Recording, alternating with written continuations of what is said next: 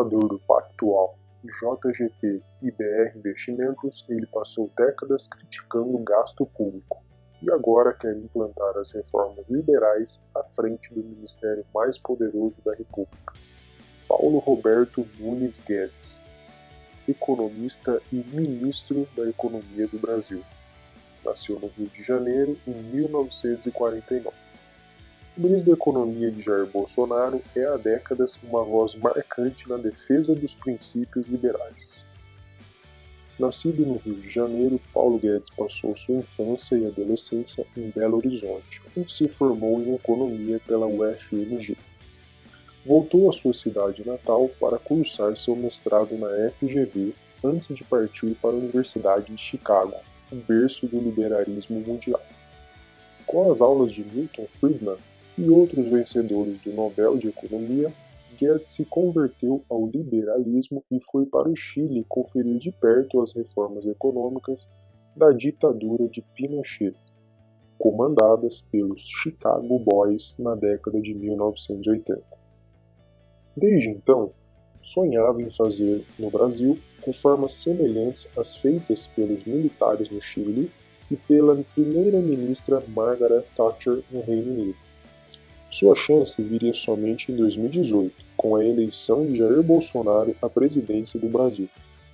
Até então, Guedes havia passado longe do centro de poder no país, mas sempre manteve voz ativa e bastante ácida em relação à falta de controle dos gastos públicos de planos econômicos como o Cruzado, o Collor e o Real, além do inchaço do governo nos anos em que o PT esteve na presidência. Sua carreira no mercado financeiro começou como um dos fundadores e economista-chefe do Pactual, antes de montar a gestora JGP no final dos anos de 1990 ao lado de André Jakurski. Após deixar a parceria com Jakurski, Guedes entrou no mundo do Private Equity com a BR Investimentos, rebatizada posteriormente de Bozano e com a sua saída de Crescera. Além do inegável faro para começar negócios de sucesso, sua paixão residia também no mundo acadêmico.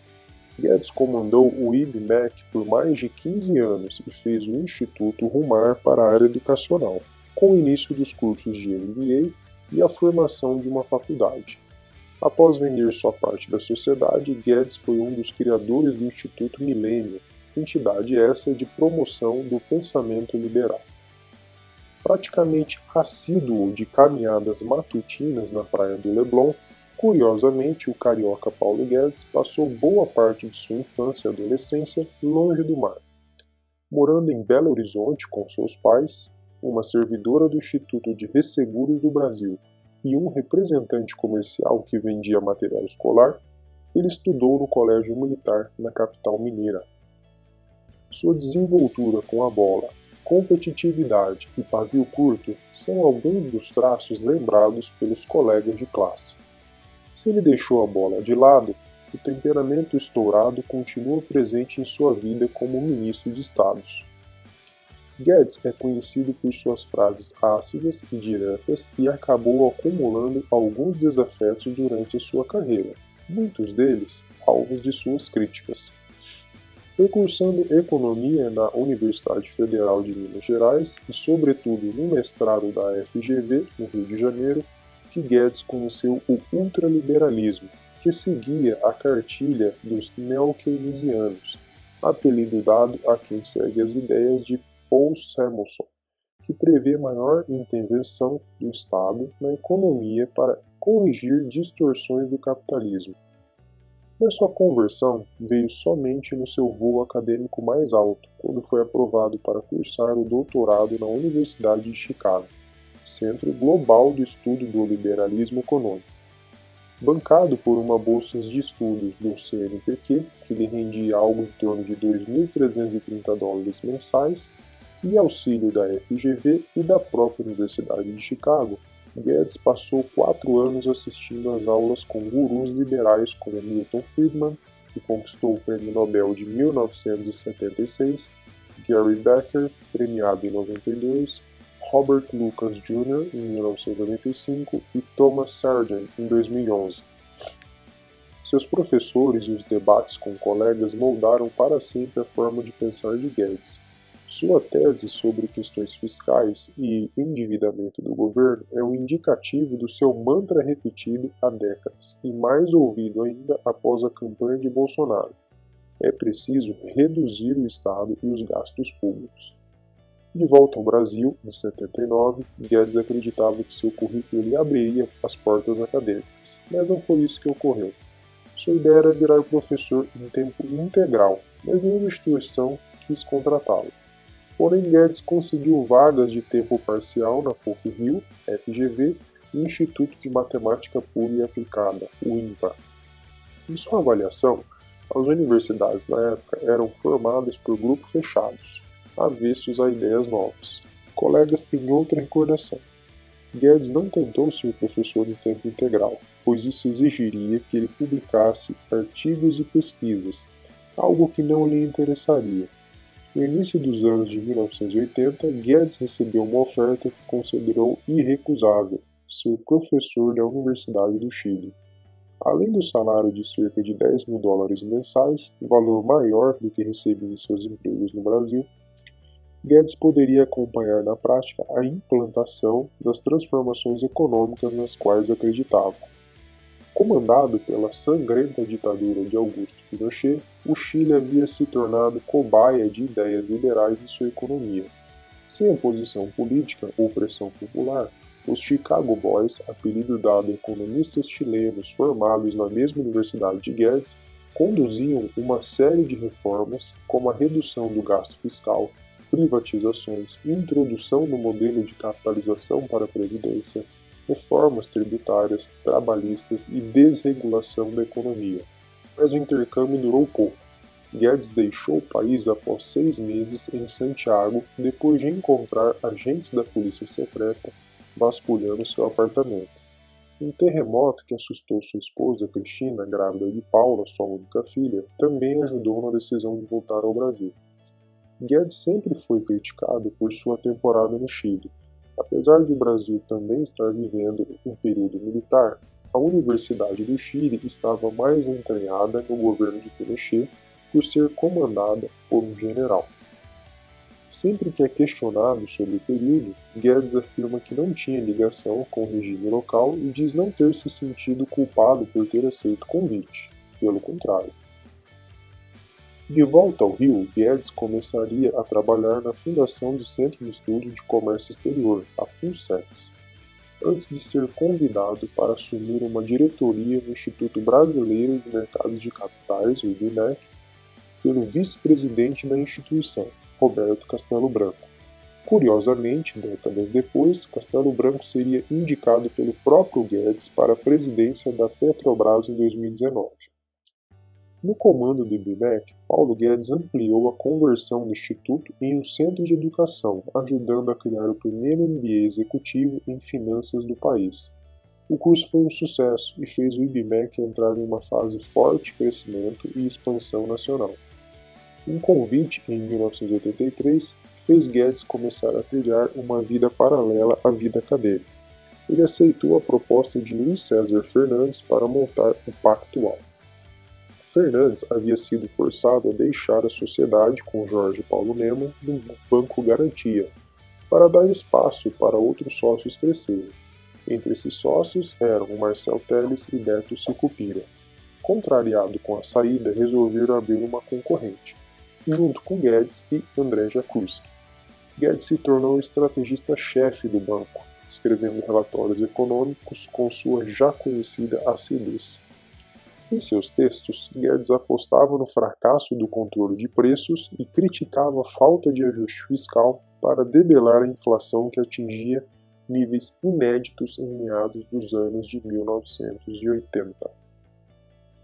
Assim acabou aumentando sua indisposição com alguns ex-colegas docentes da PUC, como Luiz Carlos Mendonça de Barros, Pércio Árida, André Lara Rezende e Edmar Baccia, idealizadores do Plano de Sarney.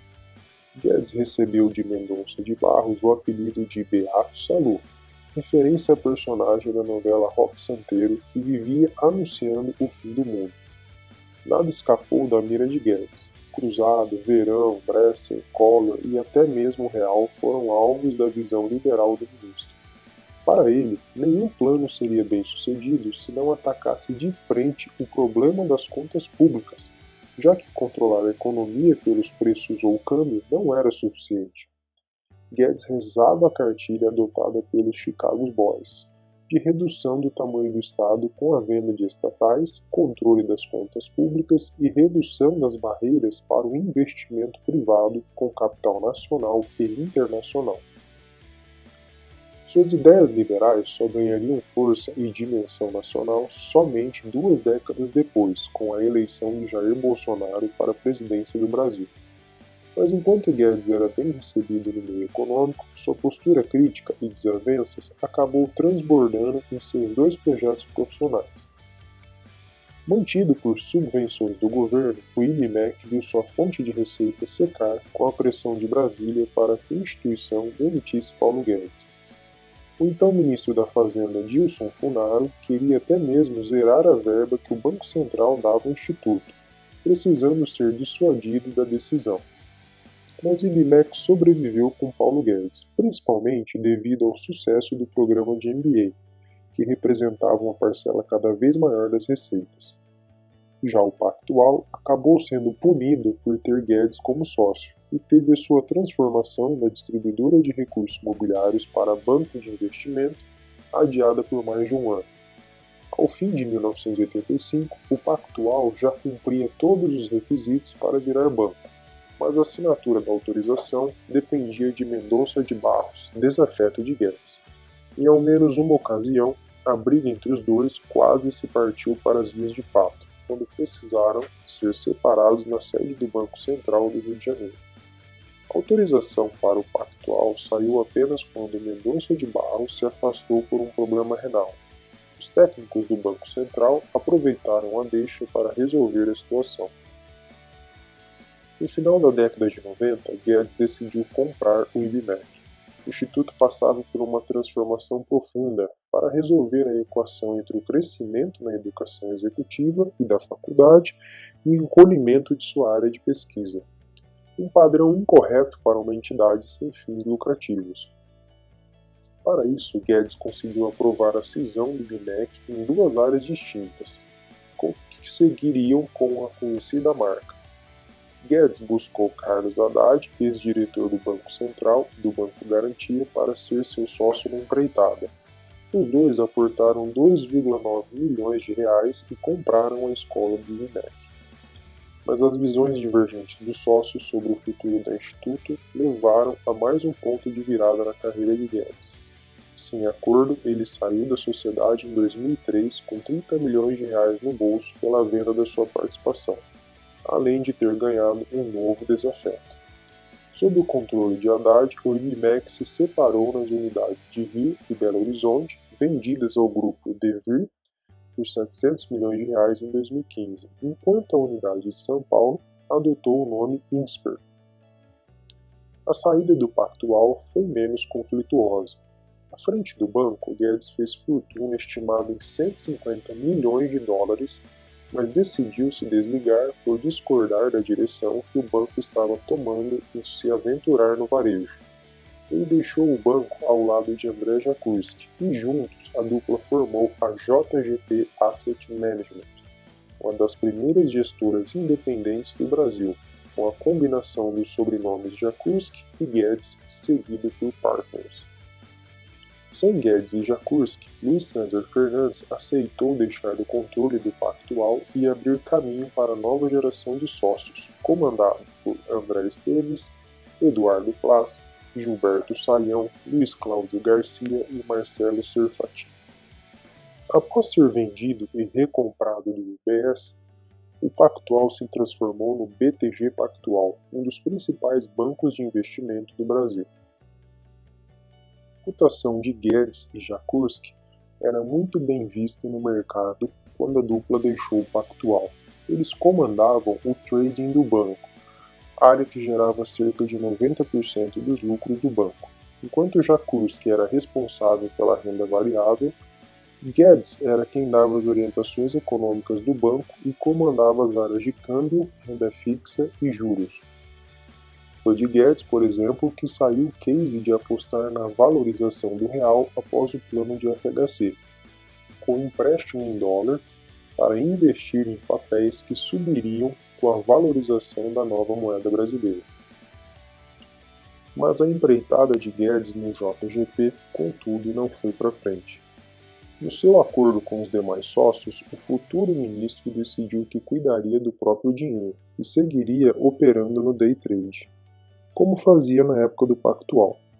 Contudo, Guedes não teve sucesso. Estima-se que ele tenha perdido mais de 20 milhões de reais nas operações. Para Guedes, o período foi de aprendizagem, um experimento. Os sócios, contudo, viram de outro jeito e pediram para que ele interrompesse as operações. Guedes acabou deixando a gestora quando foi chamado para o novo aporte de recursos em 2004.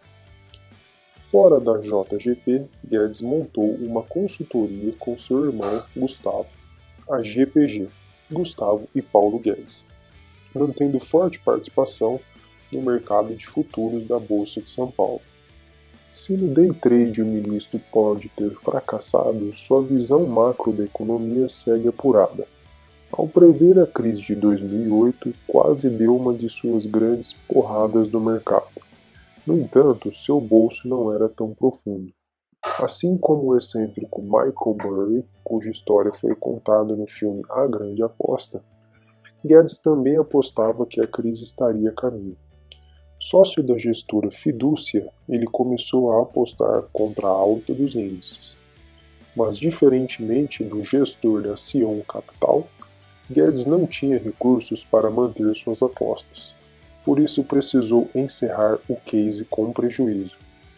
Quando estourou em 2008, Guedes já estava à frente da BR Investimentos.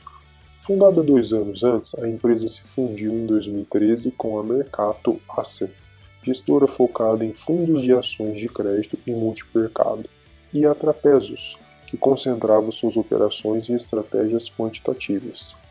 Surgia assim a Bozano Investimentos, comandada pela dupla Paulo Guedes e Sérgio Heraldo de Sales Pinto.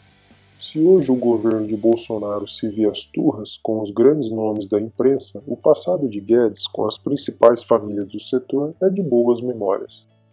À frente da BR Investimentos, um fundo de investimento comandado pelo hoje ministro adquiriu 20% da Abril Educação por 226 milhões, se tornando sócio do Civita, família que controlava a editora Abril, responsável pela publicação da Veja e outras revistas.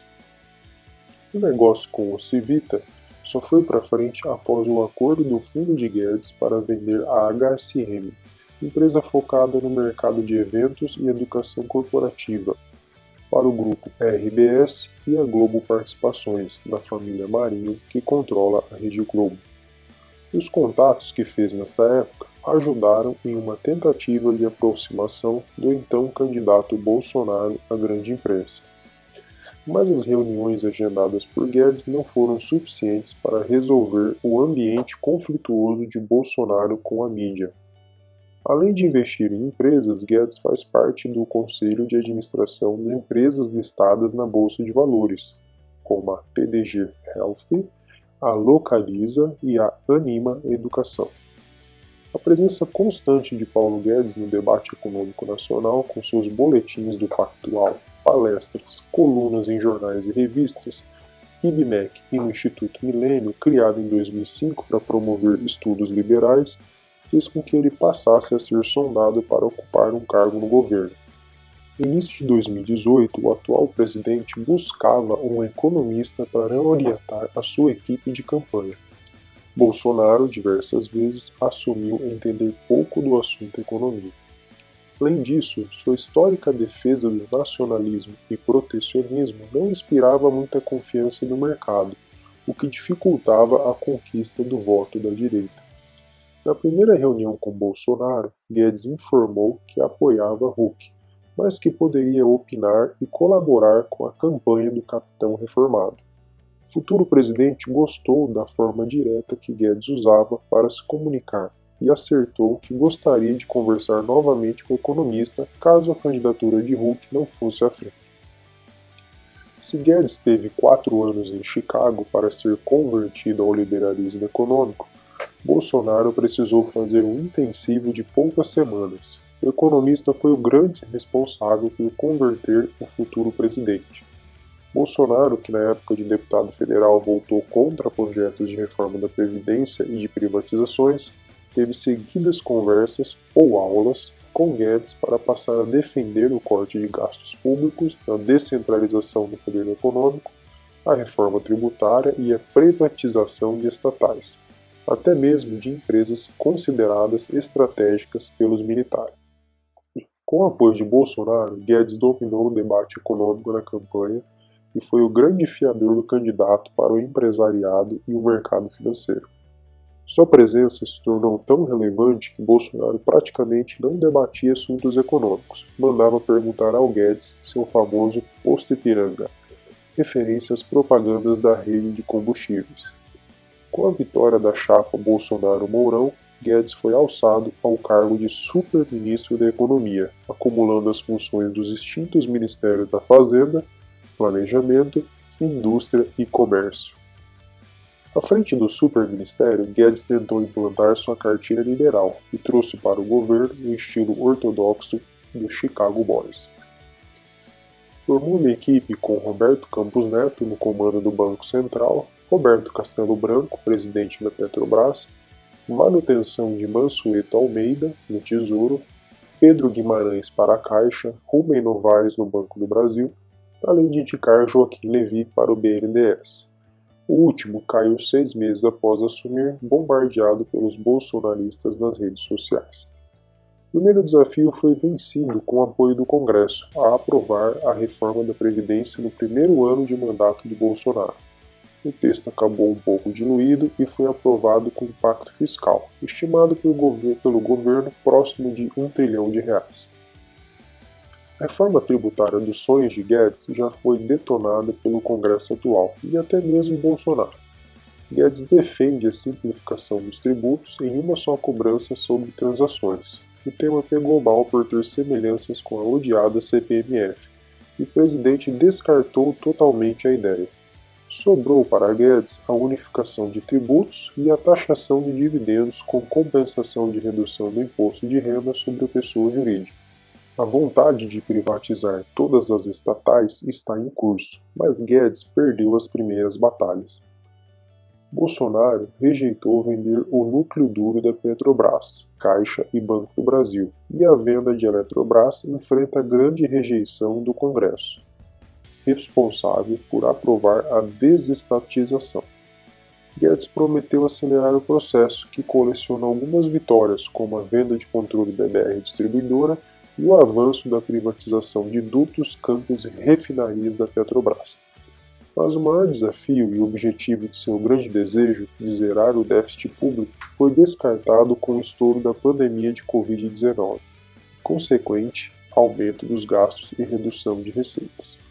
O plano de zerar o rombo em apenas um ano, como foi anunciado na campanha, ficaram ofuscados pela realidade que se impõe. É isso, pessoal. Essa foi aí mais uma história de um grande empreendedor e atual ministro da Economia, Paulo Guedes. Espero que tenham gostado e aproveito para informar que aqui no link da descrição do vídeo deixo um e-book gratuito qual explico e ensino como precificar seus produtos e serviços de forma correta e segura. Até o próximo vídeo.